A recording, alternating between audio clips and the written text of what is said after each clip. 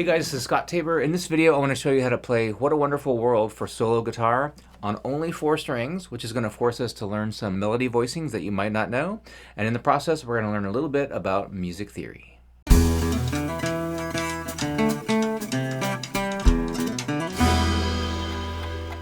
Okay, so this song is in the key of F major, and let's look just, before we talk about any chords, at just the melody, okay? We're going like this. Most of the time it's going to be on the first string, but the very first note will be C on the B string. Everything else, for the most part, will be on the first string. Okay, we're in the key of F, all the B's are flat. C, E, F, A, and C again, okay? First fret, open, first fret, 5th fret, 8th fret. Now go down to B flat on the 6th fret. Now we got A on the 5th fret, G, and then F. So that's the melody for the whole A section.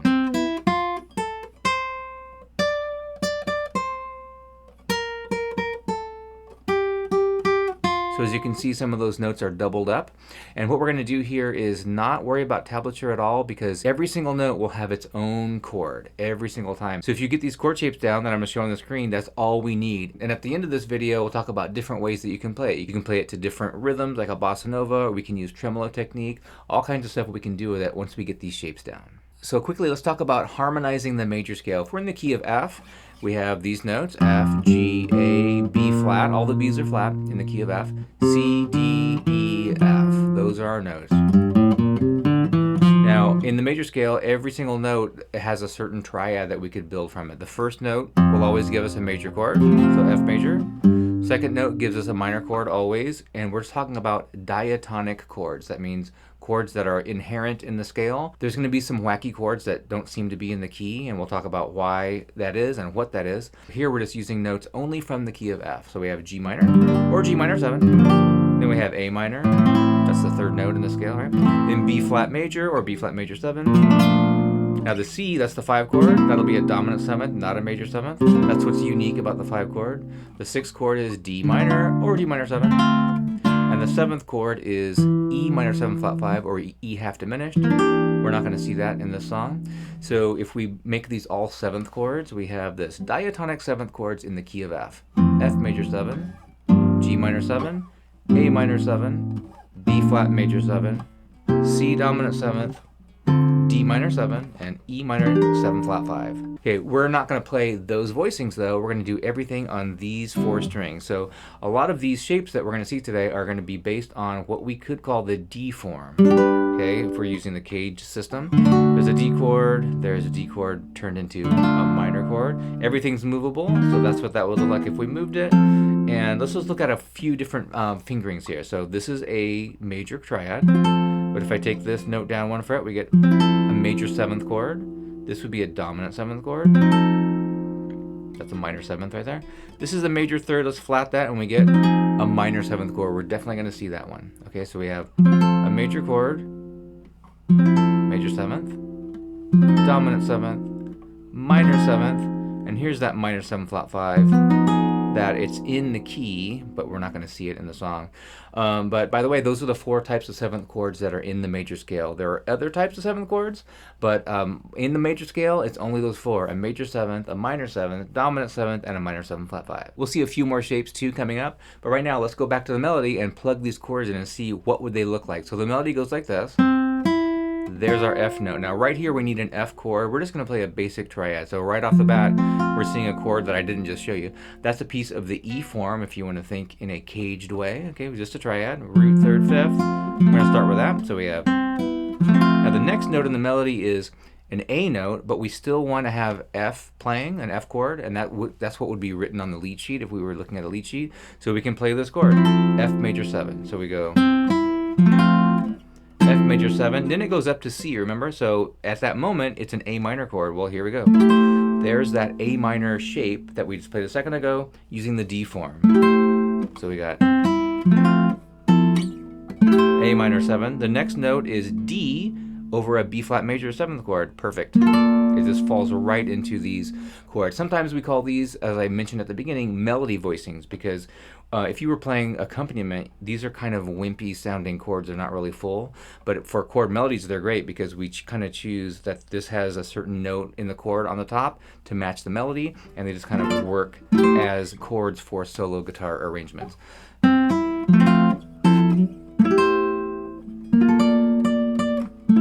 So notice sometimes we're playing a note more than once, and it's absolutely up to you what you want to do there. We could play the chord 3 times, play all the notes, or maybe just the upper 3 notes, or include your thumb, or arpeggiate it, roll into it, and then just play that top note by itself a couple times. So many ways to do it. Right here, there's a gap in time, so you can go just do random little arpeggios there.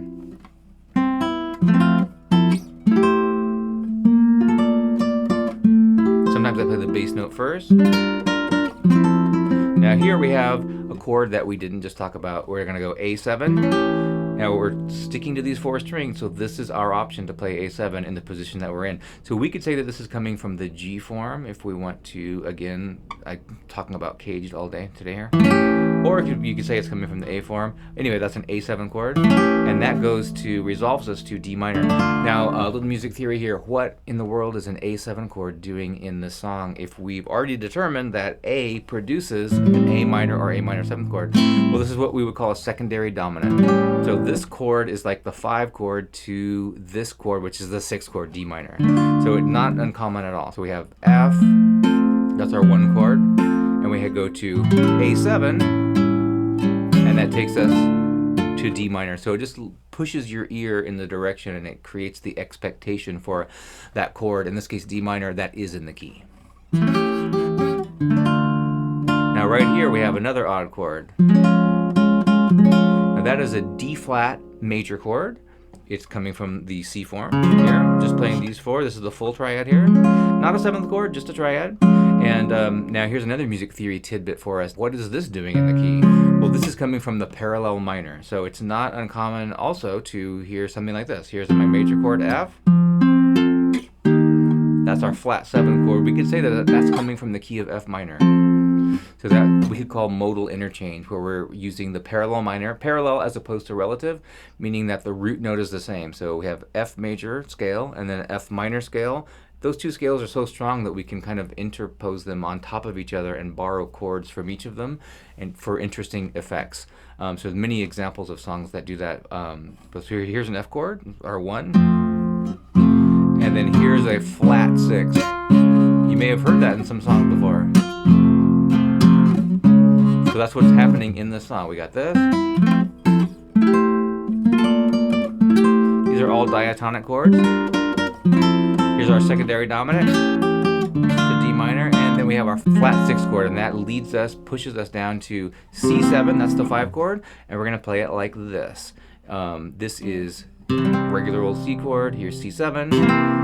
What you can do whenever you see this shape, we could call it the C form, dominant 7th chord. We can take these 2 fingers and move them to the floor. Now we're back to just those 4 strings that we were talking about. And we're going to see this shape in a minute, but right now our pinky is off because the upper note needs to be E in the melody. So we just came from here.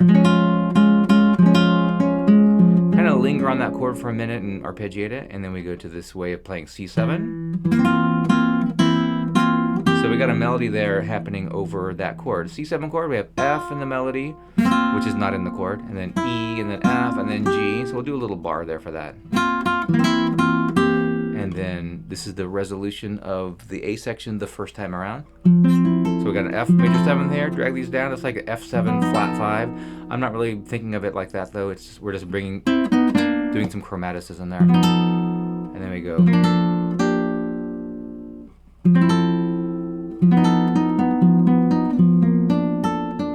And then we end up on C7 again this way, and we do it all again.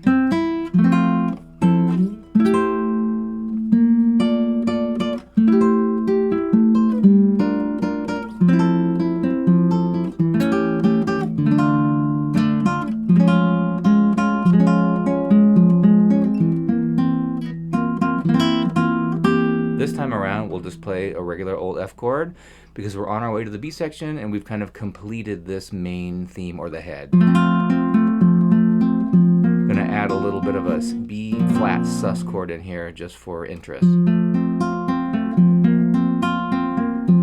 going to drop it down to this. That gives us an F7, it's an inversion of F7. Here's an F chord, F dominant 7. So this is another secondary dominant. F7, when the 1 chord becomes a dominant 7th, it pushes to the 4. And the relative minor of the 4 is the 2. So it's kind of weird what's happening here, but we're going to this, and then this takes us to the B section.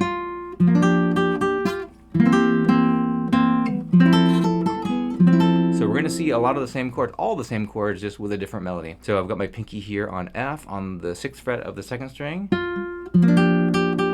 Back to this inversion of C7. You can take the whole chord down and go, because he sings that note. That we can go, or grab the note by itself.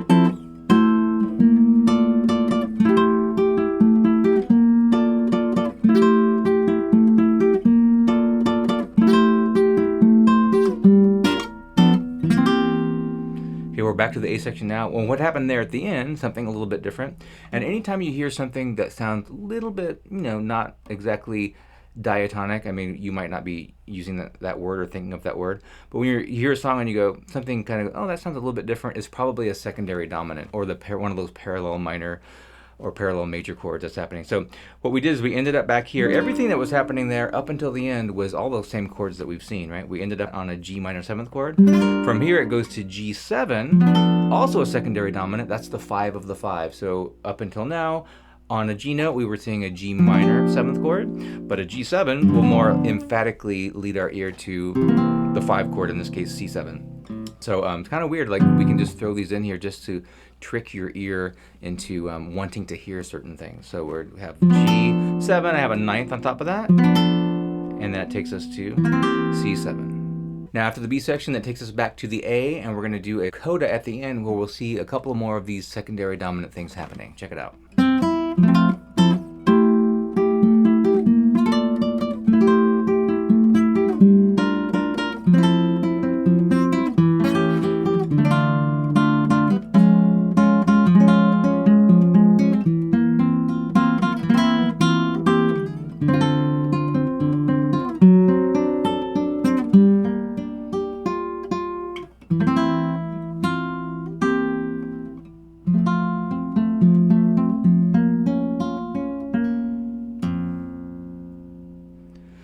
So I violated our 4-string rule there at the end. So what was happening there was we were playing a D7, and D7 is the 5 of the 2. So this is kind of wild if you're not used to or never heard of this idea of secondary dominance. It can be really eye-opening as far as like, for a long time for me, I was like, I saw weird chords and I never even thought about it. Like, oh, there's a C7 that doesn't belong in the key. And then once you learn that idea, it really demystifies a lot of stuff, and you come to expect it, and you can really kind of quickly analyze the song. So at the very end there, I threw in, it's not what the song does, but I threw in a parallel minor chord. I went, here's our F, and then I put in B flat minor.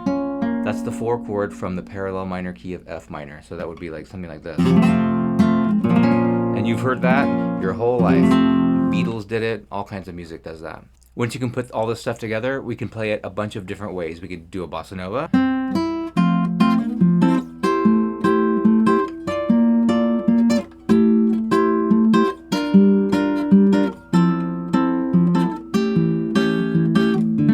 If you know the right hand technique called tremolo, where we play repeated notes on the 1st string, that technique looks like this. A number of ways to do it. There's flamenco tremolo, there's a 3-note tremolo. The classical tremolo, the most common, is thumb, ring, middle, index. Your thumb playing on a string other than the top string.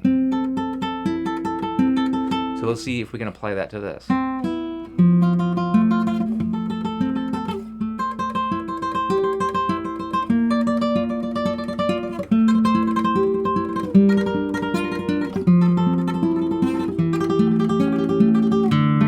Definitely harder, but a pretty cool way to do it.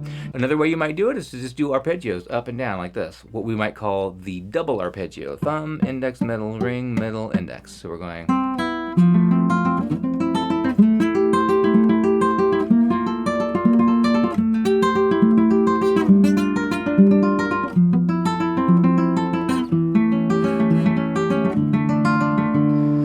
Some different ideas on how to apply this. Once you have those chords down, you can do it any way you want, super freely, and in between those melody notes you can arpeggiate or just let it ring out, whatever you want to do. Hey, hope you like this video. This is a really awesome old song, and if you want to play a solo guitar jazz arrangement pretty much just like this, check out this video where I show you how to play Autumn Leaves.